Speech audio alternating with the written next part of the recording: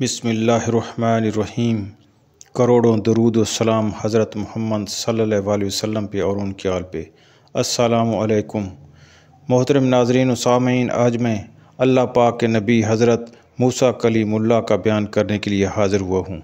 اس video میں قارون کو اہل ایمان کی نصیحت اور اس کا جواب، قارون کا جاہ و جلال دیکھ کر دنیا داروں کی تمنا اور علماء کی نصیحت، قارون اور اس کے خزانوں کو زمین میں دفنائے جانے کا واقعہ، بہت کچھ بتایا جائے گا۔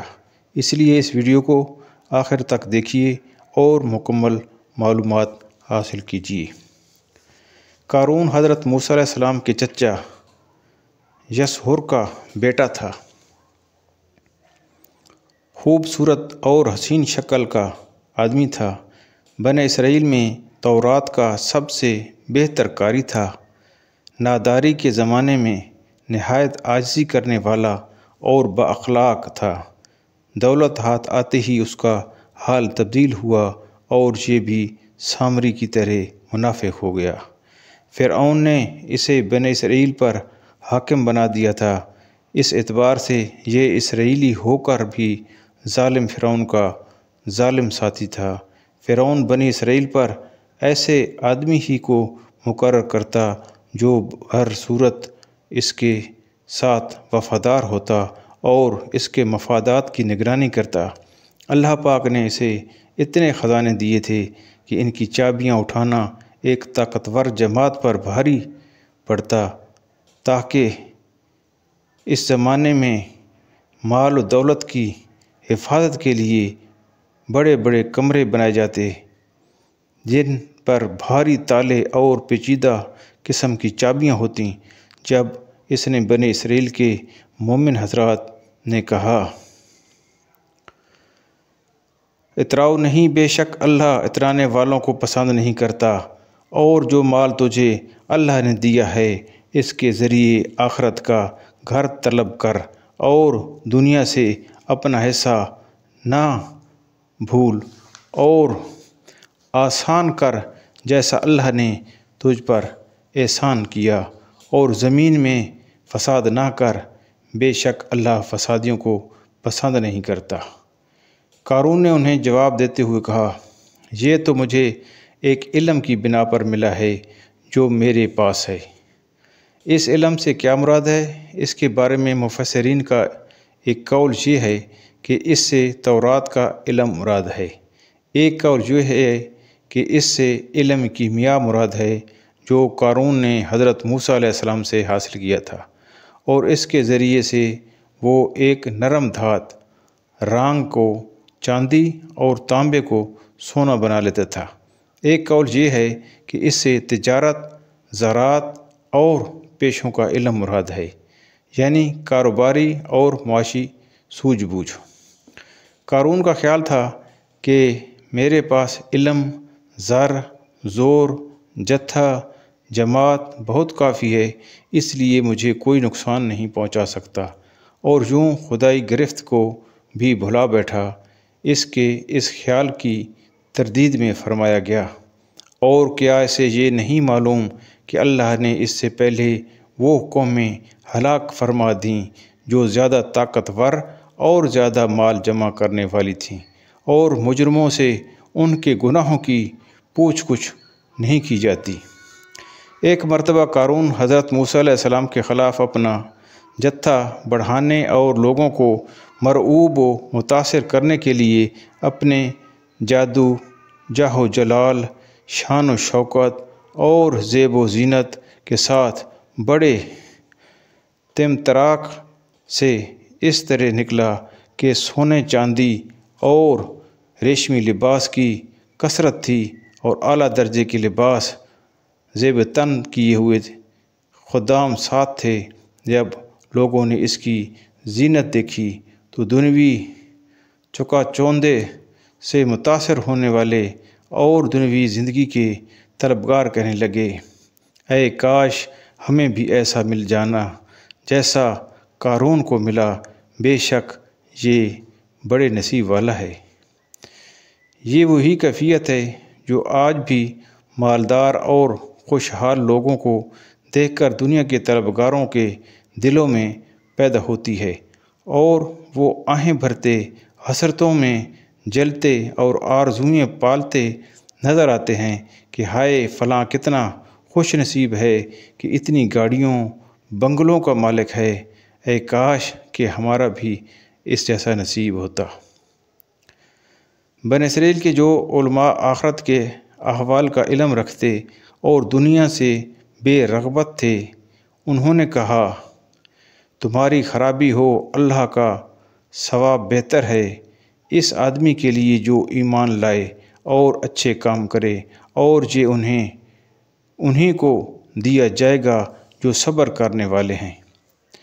کوئی شک نہیں کہ دنیا داروں کی دنیاوی آسائش، للچانا اور دنیا کی طلب و تمنا میں بے قرار ہو جانا غافل لوگوں کا کام ہے، جبکہ خشیت الہی رکھنے والے ربانی علماء دنیا سے بے رغبت، آخرت کے طلبگار اور رضا الہی کی امید رکھتے ہوئے نیکیاں کرتے اور گناہوں سے باز رہتے ہیں، اور اس کے ساتھ دوسروں کو بھی دنیا کی عیش و عشرت کے حصول کی تمنا کرنے کی بجائے اخروی ثواب پانے کے لیے کوشش کرنے کی طرف راغب کرتے ہیں۔ قارون اور اس کے گھر کو زمین میں دھنسانے کا واقعہ سیرت و واقعات بیان کرنے والے علماء نے یہ ذکر کیا ہے کہ حضرت موسیٰ علیہ السلام نے بنی اسرائیل کو دریا کے پار لے جانے کے بعد قربانیوں کا انتظام حضرت ہارون علیہ السلام کے سپرد کر دیا۔ بنی اسرائیل اپنی قربانیاں حضرت ہارون علیہ السلام کے پاس لاتے اور وہ ان قربانیوں کو مذبح میں رکھتے جہاں آسمان سے آگ اتر کر انہیں کھا لیتی۔ قارون کو حضرت ہارون علیہ السلام کے اس منصب پر حسد ہوا۔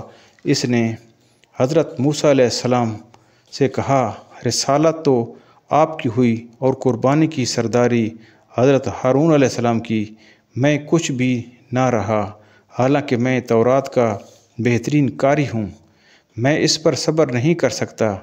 حضرت موسیٰ علیہ السلام نے فرمایا یہ منصب حضرت ہارون علیہ السلام کو میں نے خود سے نہیں دیا بلکہ اللہ پاک کے حکم سے دیا ہے۔ قارون نے کہا خدا کی قسم میں آپ کی تصدیق نہ کروں گا جب تک آپ مجھے اس بات کا ثبوت نہ دکھا دیں۔ اس کی بات سن کر حضرت موسیٰ علیہ السلام نے بنی اسرائیل کے سرداروں کو جمع کیا اور ان سے فرمایا اپنی لاٹھیاں لے آؤ۔ وہ لاٹھیاں لے آئے تو حضرت موسیٰ علیہ السلام نے ان سب کو اپنے خیمے میں جمع کیا اور رات بھر بنی اسرائیل ان لاٹھیوں کا پہرا دیتے رہے۔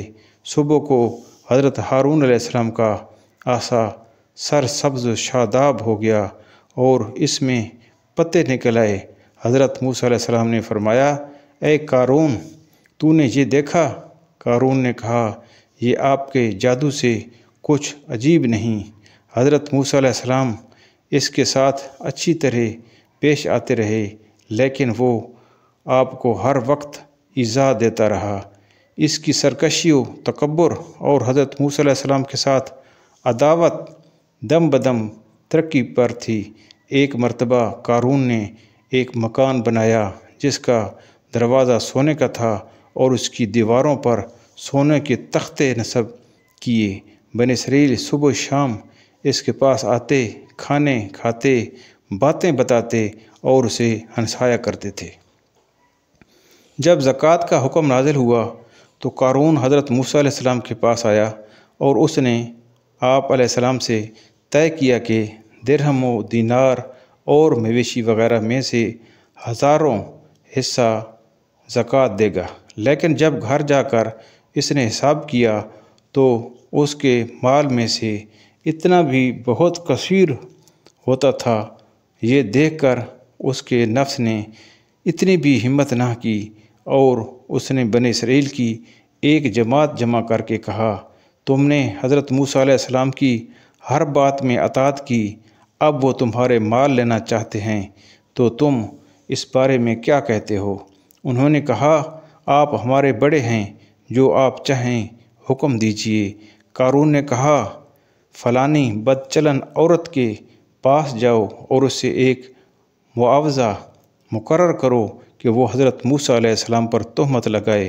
ایسا ہوا تو بنی اسرائیل حضرت موسیٰ علیہ السلام کو چھوڑ دیں گے۔ چنانچہ قارون نے اس عورت کو کثیر مال اور بہت سے وعدے کر کے یہ تہمت لگانے پر تیار کر لیا، اور دوسرے دن بنی اسرائیل کو جمع کر کے حضرت موسیٰ علیہ السلام کے پاس آیا اور کہنے لگا بنی اسرائیل آپ کا انتظار کر رہے ہیں کہ آپ انہیں واعظ و نصیحت فرمائیں۔ حضرت موسیٰ علیہ السلام تشریف لائے اور بنی اسرائیل میں کھڑے ہو کر آپ نے فرمایا اے بنی اسرائیل، جو چوری کرے گا اس کے ہاتھ کاٹے جائیں گے، جو بہتان لگائے گا اسے 80 کوڑے لگائے جائیں گے، اور جو زنا کرے گا اور اس کی بیوی نہیں ہے تو اسے 100 کوڑے مارے جائیں گے، اور اگر بیوی ہے تو اس کو سنسار کیا جائے گا یہاں تک کہ مر جائے۔ یہ سن کر قارون کہنے لگا یہ حکم سب کے لیے ہے، خواہ آپ ہی ہوں؟ حضرت موسیٰ علیہ السلام نے فرمایا خواہ میں ہی کیوں نہ ہوں۔ قارون نے کہا بنی اسرائیل کا خیال ہے کہ آپ نے فلاں بدکار عورت کے ساتھ بدکاری کی ہے۔ حضرت موسیٰ علیہ السلام نے فرمایا اسے بلاؤ۔ وہ آئی تو آپ علیہ السلام نے فرمایا اس کی قسم جس نے بنی اسرائیل کے لیے دریا پھاڑا اور اس میں راستے بنائے اور تورات نازل کی، تو جو بات سچ ہے وہ کہہ دی۔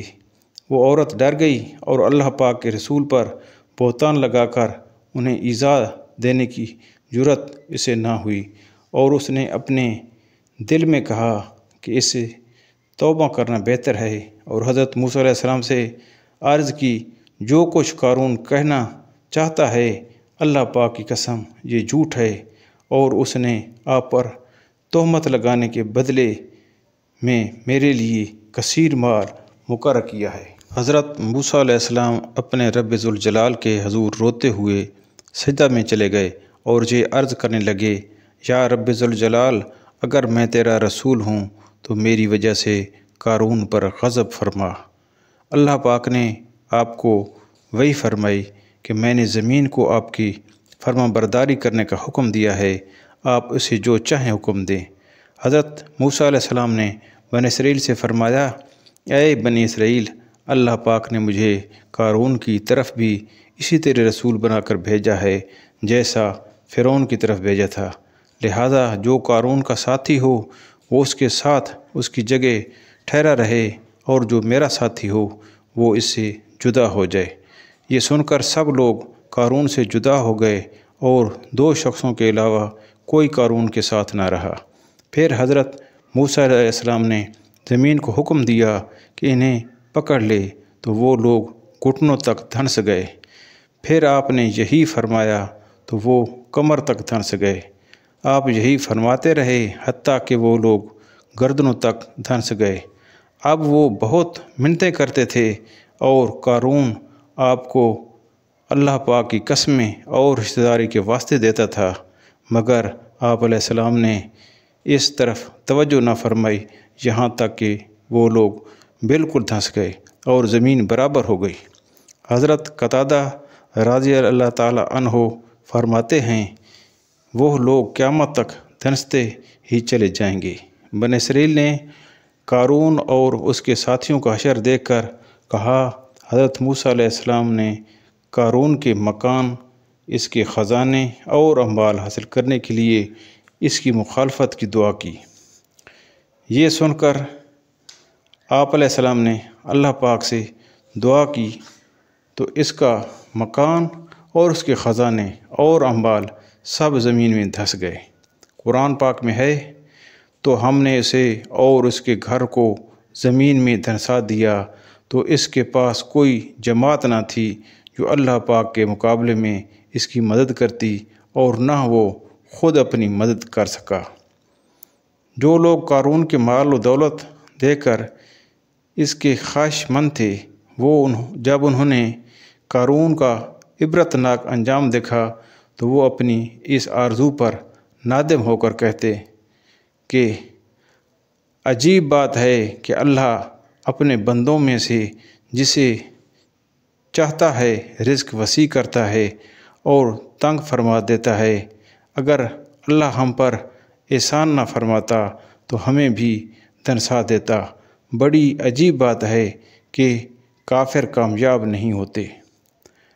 قارون کے حالات اور اس کے عبرتناک انجام میں اپنے مال و دولت کی کثرت پر غرور و تکبر کرنے، دنیا کو آخرت پر ترجیح دینے، گناہ اور ظلم و زیادتی کے ذریعے زمین میں فساد پھیلانے والوں کے لیے بڑی عبرت و نصیحت ہے کہ یہ اعمال جہاں دنیاوی بربادی کا سبب بن سکتے ہیں، وہیں آخرت کی تباہی اور جنت جیسی عظیم ترین نعمت سے محروم کا بھی ذریعہ ہیں۔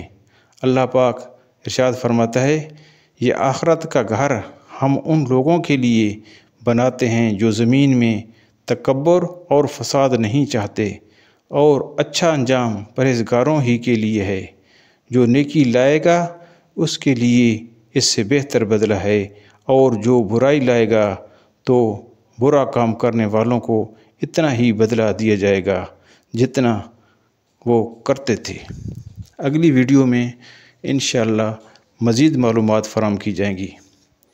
اس ویڈیو کو آخر تک دیکھنے، سننے، لائک اور شیئر کرنے والوں کو اللہ پاک جزائے خیر عطا فرمائے۔